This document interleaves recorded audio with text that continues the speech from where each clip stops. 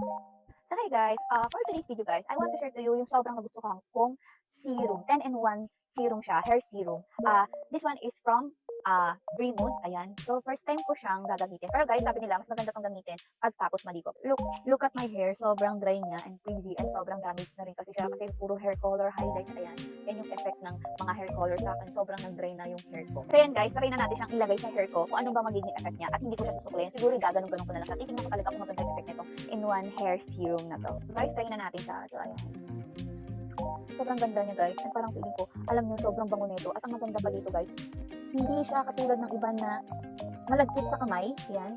Ano siya eh, non-sticky talaga. Ano siya, no lagkit feeling. Non-sticky tuloy. No lagkit feeling siya kapag nilagay mo siya sa hair mo. Guys, alam niyo ba, parang feeling ko maganda to sa mga naglalagas yung hair katulad ko. Ayan. Guys, hindi ko to susuklayin ha. Titignan ko yung effect niya sa hair ko. Kung talagang maganda talaga siya. Parang gaganito-ganituin ko lang siya. Hindi ko siya susuklayin. And then titignan ko yung effect niya sa hair ko. Guys, sobrang bango nito. Ang bango-bango. Alam mo yung hindi nakakasawa yung ano niya. Tsaka alam mo yung pag nilagay mo siya sa hair mo, sobrang lambot. And alam mo yung hindi mo mapaliwanag yung ano niya. Sobrang bango. Like, look at that. Di ba?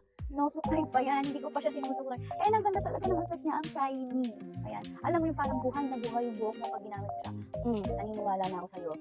10-in-1 hair serum ng Brimood. Sobrang, pak. Ang fresh lang ng lola mo. Sobrang ganda ng effect niya. Ayan. Nusuklay pa yan guys. Alam nyo, gusto ko siya talagang itry nang hindi sinusuklay. And kasi sabi nila, mas maganda to kapag bagong ligo. Ayan. Maganda siyang ilagay. Pero sa akin guys, so, kahit hindi ako naligo pa, look, sobrang shiny.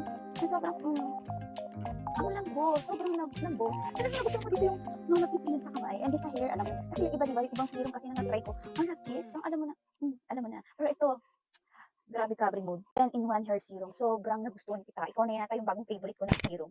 Tignan nyo guys. Look. Diba? It's so ganda. Ano pang inaantay mo? Check out ka na. Baka maubusan ka dahil minsan nag-out of stock din sila.